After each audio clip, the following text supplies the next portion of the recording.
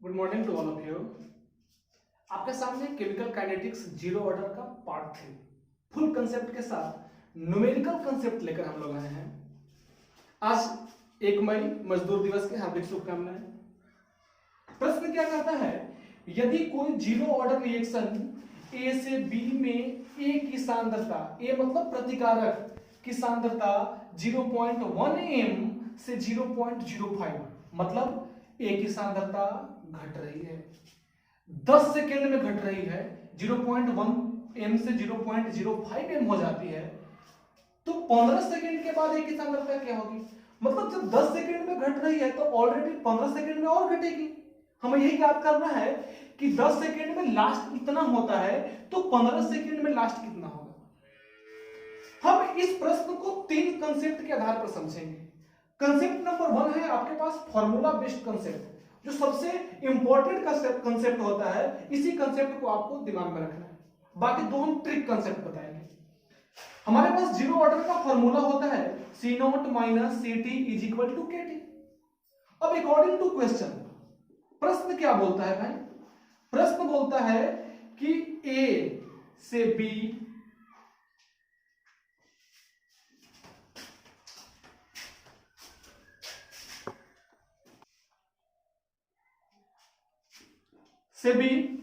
में कोई reaction forward हो रहा है जिसमें ए की शुरुआती सांद्रण 0.1 एम है, टाइम 0 पर, टाइम 10 सेकेंड पर सांद्रण घटकर 0.05 एम हो जाता है।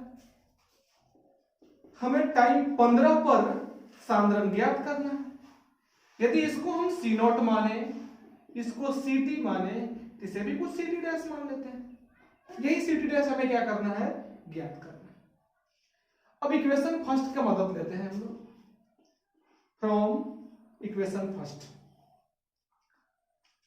C0 0.1 माइनस Ct 0.05 के T 10, यहां के बीच टाइम कितना है? 10 सेकेंड है। दोनों वैल्यू घटाया जाए, 0.05 के को इधर कर दे, नहीं 10 को इधर कर देते हैं, तो बाई 10 इज इक्वल टू के, हमें के का वैल्यू प्राप्त हो गया। एक बार पूरा इस इक्वेशन को लिखते हैं। C0 माइनस, अब Ct की जगह पर क्या रखें? Ct dash Kt। C0 का कोई परिवर्तन नहीं, 0.1 माइनस Ct डैश कितना है भाई? नहीं पता, ज्ञात करना है। K का वैल्यू हमने फाइंड कर रखा है 0.05 T। अब गौर करना है, C0 से Ct डैश होने में टाइम कितना लग रहा है? 15 रख दिया 15। इसको इधर कर देते हैं।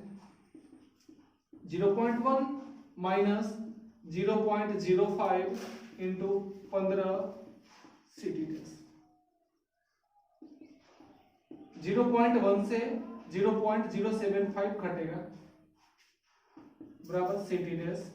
घटने के बाद जो वैल्यू बचेगा वह 0.025 बचेगा, अर्थात 15 सेकेंड के बाद Ct डैश बराबर 0.025 एम। यही हमारा पास क्या हो जाएगा? आंसर।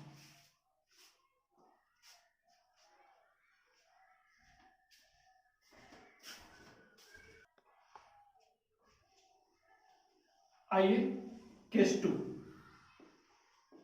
With trick. बात ए पे चल रही थी, हो क्या रहा था भाई?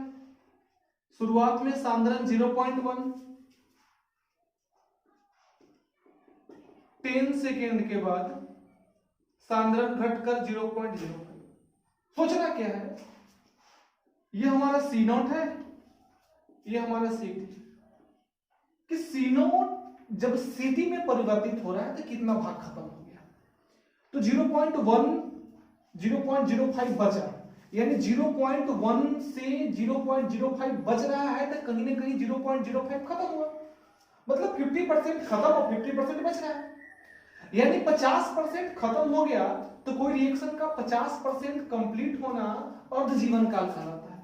और यह जो समय दिया हुआ है वह रिएक्शन के अर्ध जीवन काल दिया हुआ है। अर्ध जीवन काल बोले तो टी हाफ। टी हाफ कितना दिया हुआ है भाई? 10 सेकेंड। अब T3/4 का एक फॉर्मूला आपके पास है 1.5 गुने टी हाफ। यह फॉर्मूला पिछले लेक्चर पार्ट 2 में बताया गया है, यदि आपको नहीं पता है तो पार्ट 2 जाकर देख लें।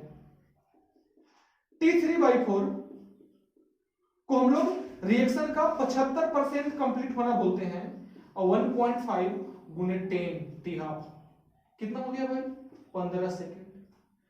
यानी 15 सेकेंड में रिएक्शन कितना परसेंट कंप्लीट हो रहा है? 75% कंप्लीट हो रहा है। ओ सॉरी, यहां T3/4 रिएक्शन 75% कंप्लीट हुआ, टाइम कितना लगा है? 15 सेकेंड। गौर करना है 10 सेकेंड में 0.05। अब रिएक्शन 15 सेकेंड में कितना कंप्लीट हो रहा है? 75%।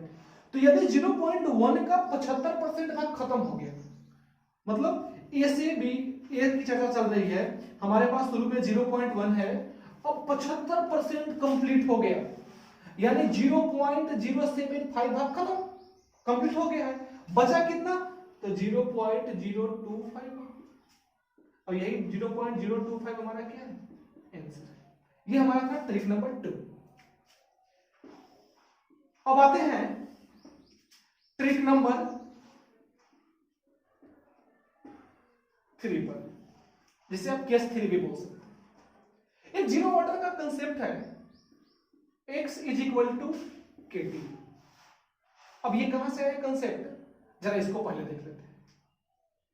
जीरो ऑर्डर के लिए हमारे पास C0 - Ct = kT। हम लोग मान लिए कि C0 यानी प्रारंभिक सांद्रण की मात्रा A है, अंतिम सांद्रण यानी प्रारंभिक सांद्रण में से कुछ भाग घट रहा होगा, तो मान लीजिए कि A में से x भाग क्या हो रहा है? घट रहा है। अब यही x भाग क्या बन रहा है? प्रतिभाग। x है क्या? x क्या है? खर्च हुआ मात्रा। लिख सकते हैं ना हम, x है प्रतिकारक का खर्च हुआ मात्रा है x। अब दोनों वैल्यू को हम यहां पुट कर सकते हैं, तो a - x = kT, a - a + x = kT। a से कैंसिल, तो x = kT। यदि कांस्टेंट टर्म को हटा दिया जाए तो x समानुपाती t। मतलब जिस अनुपात में समय खत्म होगा उसी अनुपात में प्रतिकारक भी हमारा क्या होगा? खर्च होगा। या जिस अनुपात में प्रतिकारक खर्च होगा उसी अनुपात में हमारा समय भी क्या होगा? खत्म होगा। तो इस पॉइंट का हम इस्तेमाल करेंगे ट्रिक नंबर 3 के लिए। जरा देखा जाए, यदि प्रतिकारक की चर्चा चल रही है और उसका प्रारंभिक सांद्रण 0.1 है,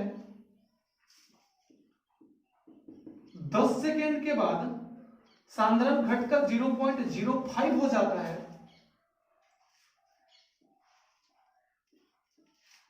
तो यहां से यहां तक टाइम मान लेते हैं हम 15 सेकेंड। तो यहां से यहां 10 सेकेंड है, यहां से यहां कितना बचा? 5 सेकेंड। हमने बोल रखा है कि जिस अनुपात में मेरा प्रतिकारक खर्च होगा उसी अनुपात में समय भी जाएगा, या उसी अनुपात में समय खर्च होगा तो प्रतिकारक भी खर्च होगा। 0.1 से 0.05 होने में खर्च हुआ मात्रा 0.05 है।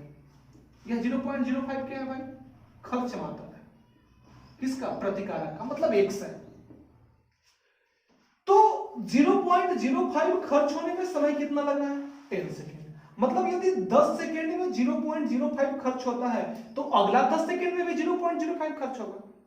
लेकिन हमारे पास अगला है कितना? 5 सेकेंड। तो अगला 5 सेकेंड में 10 सेकेंड का आधा खर्च होगा, तो कितना खर्च होगा? 0.025 खर्च होगा। कितने सेकेंड में? 5 सेकेंड में। तो 0.05 बचा था, खर्च हो गया 0.025, फिर से सेव कितना रहा? 0.025, यानी 15 सेकेंड के बाद ए की मात्रा कितनी बचेंगी? 0.025 m होगा। तो जब भी पॉइंट सिंपल रहे तो हम ट्रिक का इस्तेमाल कर सकते हैं, लेकिन यदि पॉइंट कंसेप्चुअल आ जाए, कठिन आ जाए, तो आपको केस नंबर 1 का इस्तेमाल करना है, फॉर्मूला बेस्ड। वही सबसे अच्छा और बेस्ट ट्रिक होता है। तो आप इसका इस्तेमाल करके जीरो ऑर्डर का न्यूमेरिकल बना सकते हैं। थैंक यू, धन्यवाद।